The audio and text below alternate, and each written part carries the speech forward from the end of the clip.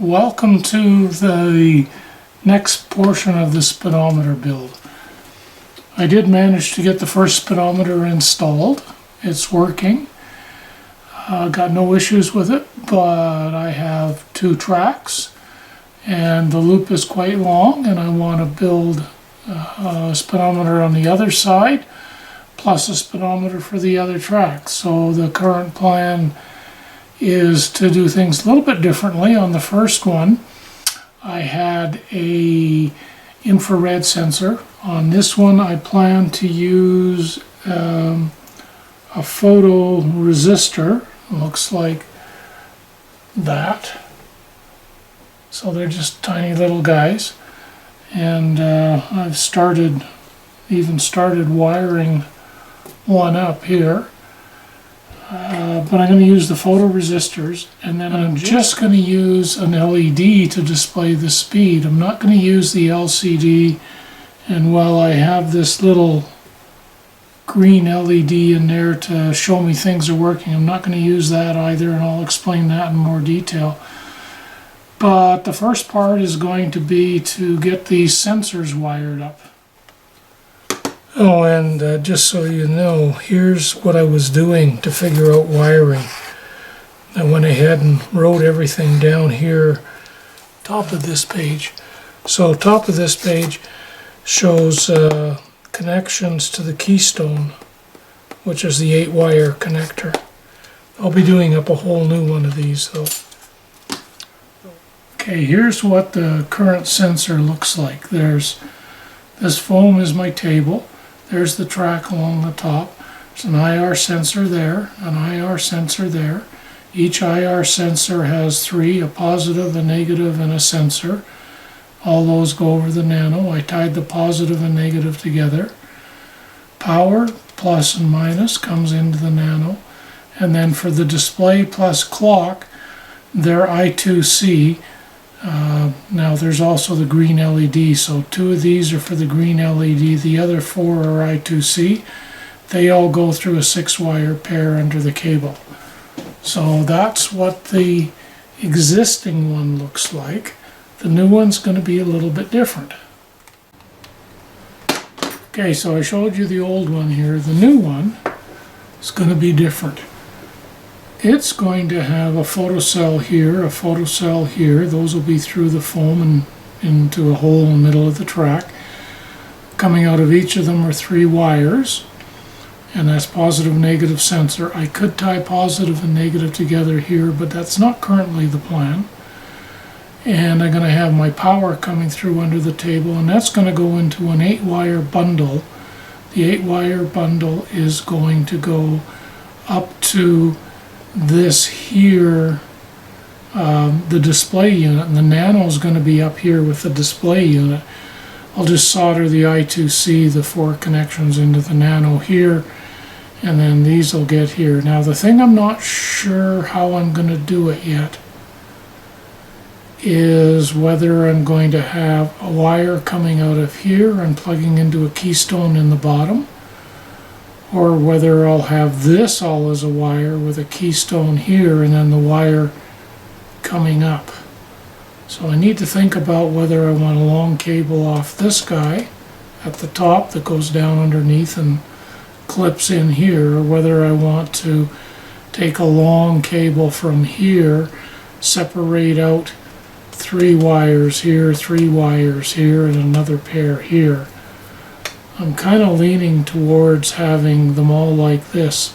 The reason I want the nano up here is because this is going to be at the back of the layout, and if I have to reboot the nano for any reason, reload the software, I want to be able to easily get to it. If it's under the table like this guy is at the back, I got to clear the whole table off, lift it up, and do the process you saw earlier.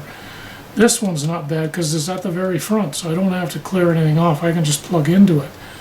The thought is if the nano goes in here, then it's really easy with this to just go ahead and unplug the keystone from here and take this little display thing. But I know what I'm going to have to do is take the display and nano. These will be soldered together, and it'll either be cables from here down or it'll be keystone, and I need to make a small cabinet to house this in. So today's job is to make the small cabinet for this guy as the start. Then I'm going to resolve whether I have cable going down or cable going up, and I think it's going to be cable going up in this case. I just need to think about it a bit more. Okay, I have wire. I have that's supposed to go into, and a crimping tool. We'll cut this little piece off here that's holding all the wires apart. Because we don't need it.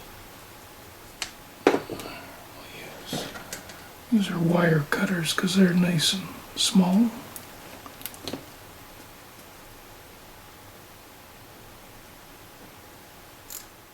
What I'm trying to figure out is how to strip these guys. Well, first up, we're going to untwist them. Oh, I don't need to strip them.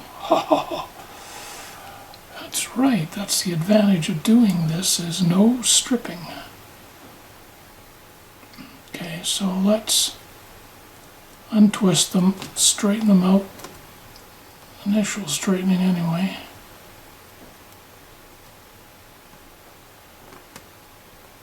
And then we got to figure out what wire goes where.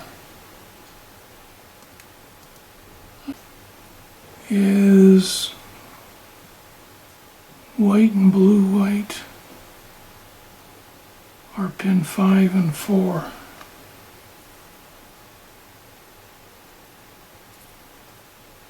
Blue white.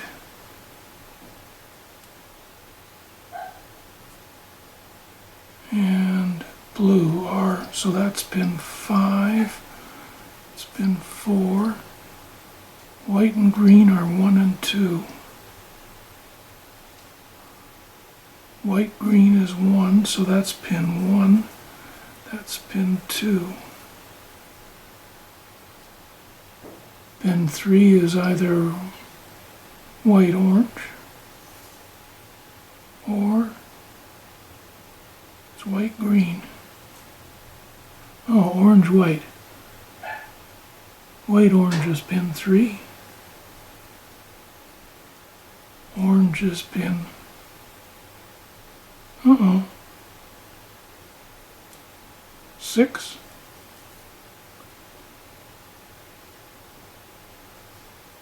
Pin 7 is brown white. Pin 8 is brown.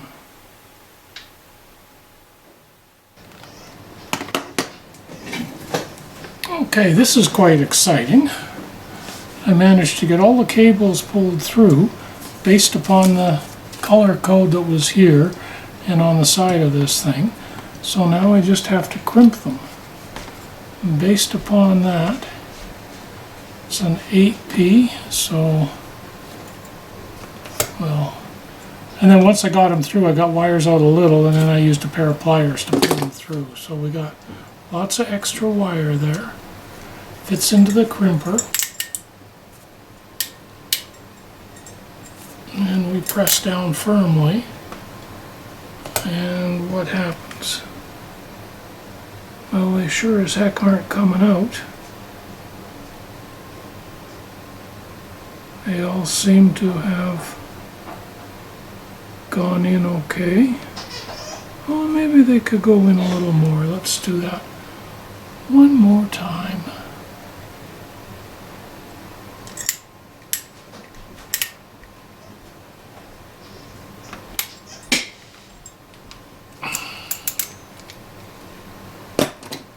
Okay, yeah, those aren't coming off. Now, these wires all have to be cut off. So we'll use these to do that.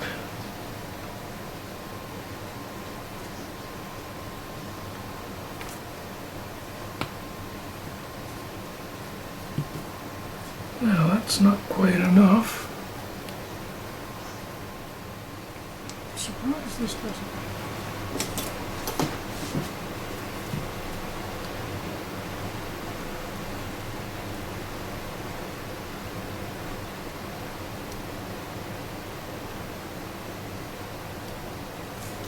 Perhaps this toy.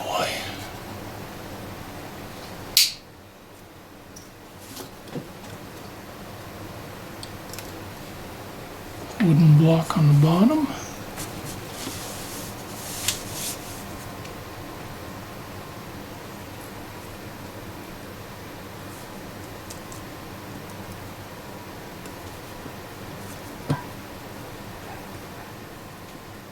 Well, that's pretty much got it.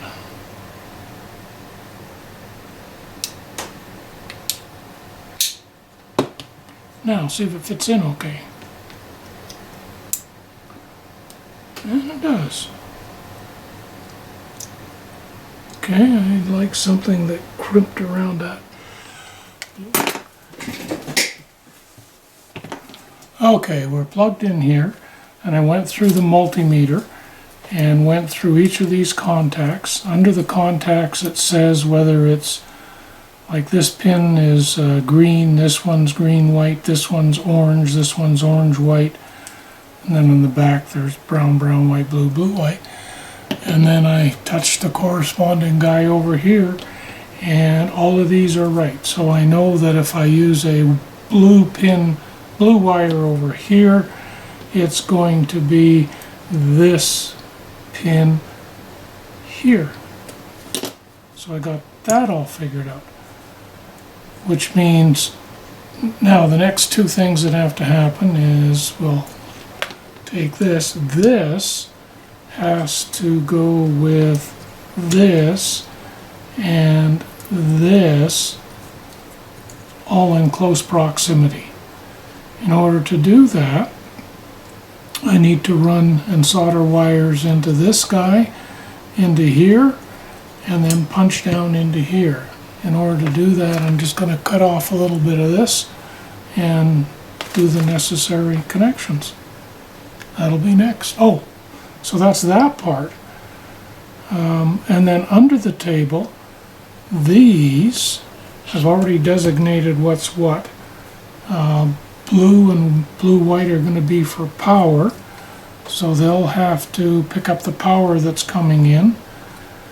And then I've got the sensor plus and minus being orange and orange-white, sensor 2 plus and minus being brown and brown-white, and then the green and green-white are the two sensors. So I have to take these and plug them into these guys, and I think we'll just do it direct, which means I'll have to strip off pretty much all of this wire in order to make that happen. So one thing is to punch that down, put it in its case. The other is to connect these to the sensor wires and the power. I'll have to grab another power wire and put that on. And okay, I now have this set up. When I go back upstairs, I'll double check my code, make sure it's working okay.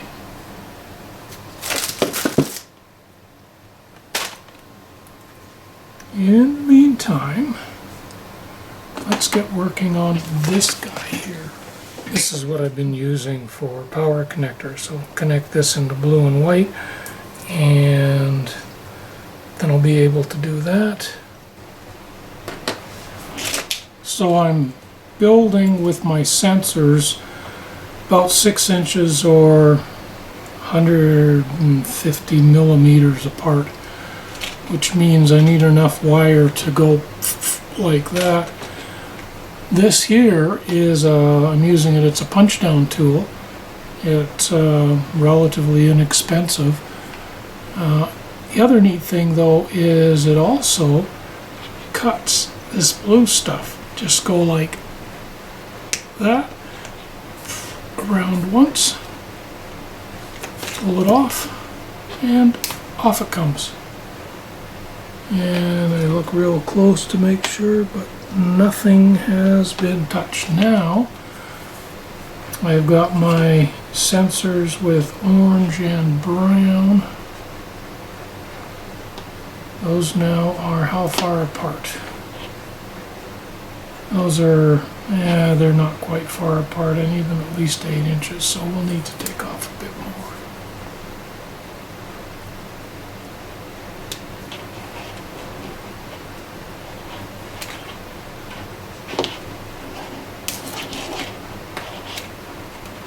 So orange and brown now spread out 10 inches. So that'll be enough to put up the sensor and then take this wire off up there. And this will be used as well. So one goes one way, one goes the other way. This blue wire will go for power. I'll just put this guy on the end of it and bring power in. Okay, there's the first one done. So now we have to do the next one off of here. And I learned a couple of things. I'm just going to clean up some wires and toss them in the garbage here.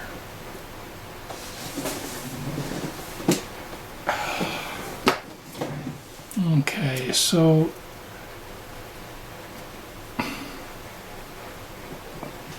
take the photoresistor and the resistor, bend these apart. This goes to the negative, and then we just go ahead and wrap these guys around one another like this. I tried to do them straight before, but that was really a pain in the butt. And wrap from the resistor one a little bit more.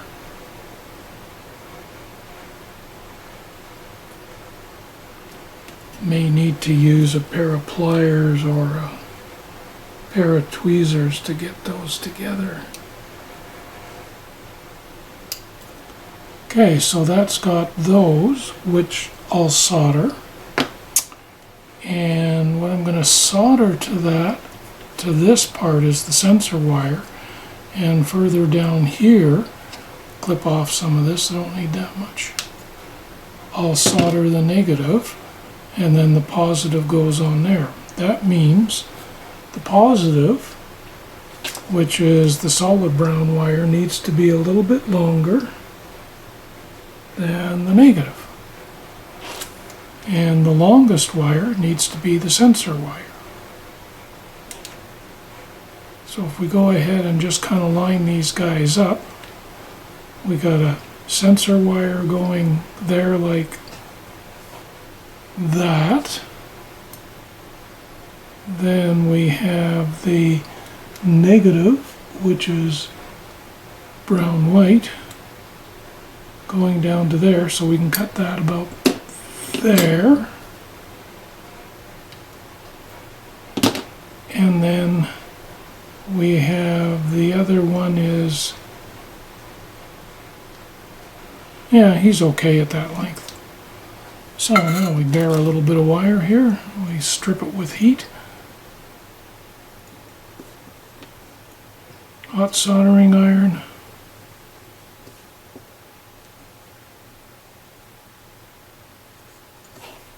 And then just get a cloth and wipe that plastic off and burn yourself. Put it back in its cage. Now twist the wires a bit.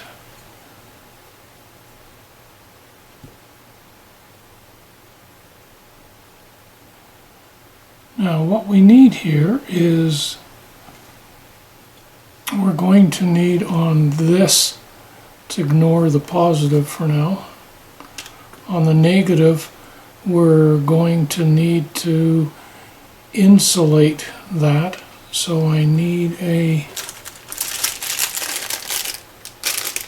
negative one that'll easily slide over the resistor. And that's not it. I need one more size up. So we'll use this. And that will slide over the resistor, okay? On the positive side, we can go with a smaller one. That'll go there. And then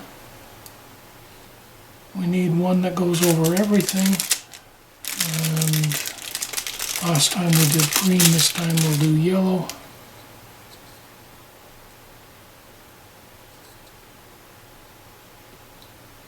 See if that'll work. No, not quite, eh? Need the next size up. That's okay.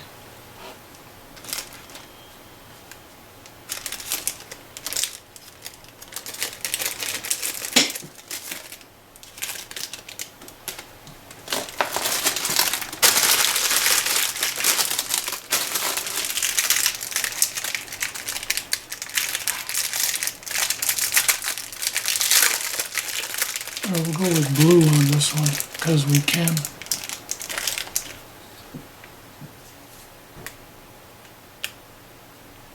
Yeah, see, that'll fit over afterwards. Okay, so next up, get our positive out of the way, and we'll wrap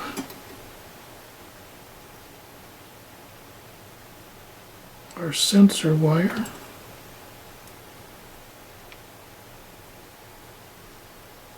in before the resistor, because that's what you're supposed to do.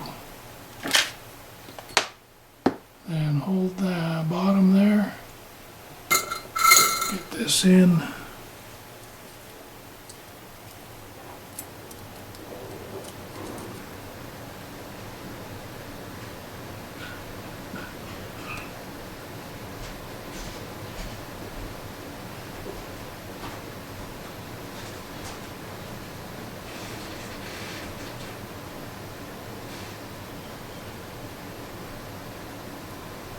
okay, that's that one done.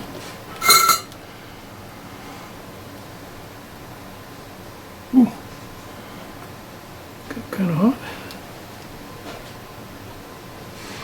Wait a second before I do too much with it. And then take the brown and white for negative, wrap it around. You may need tweezers to help you do that. Double check here, brown and white's ground.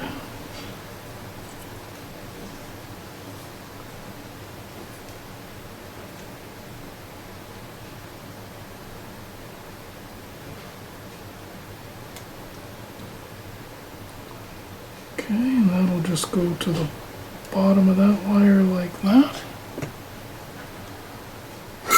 And rest it on the soldering iron like that. Grab the solder. Touch the iron.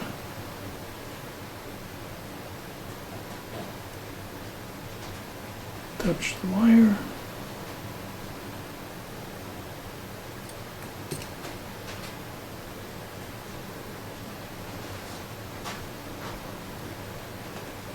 There, that's all okay. Now the last one to solder in is the positive. So that's going to go over that. That's all okay.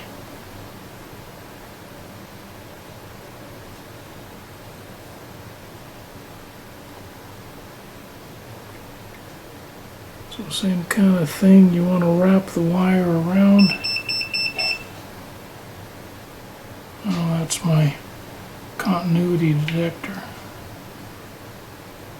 If you heard beeping.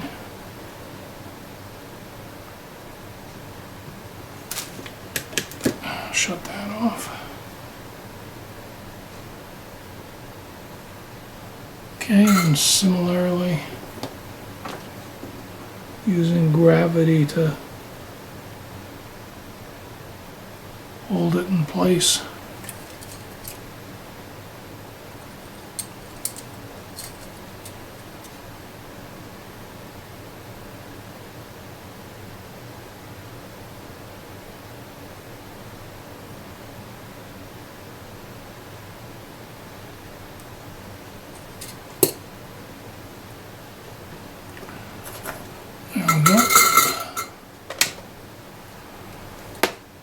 So now those are soldered in. So the black insulated joiner goes over all the black stuff. Doesn't always reach all the way. The red one reaches all the way. Little mini heat gun.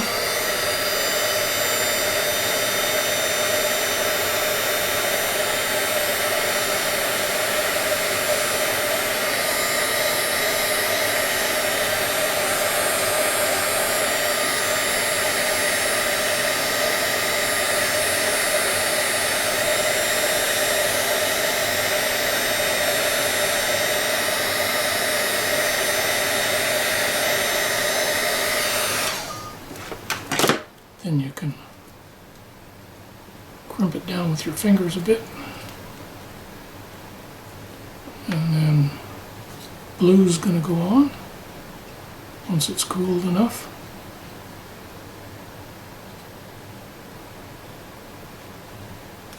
The blue goes on, it goes right to the top like that. Gun heat gun.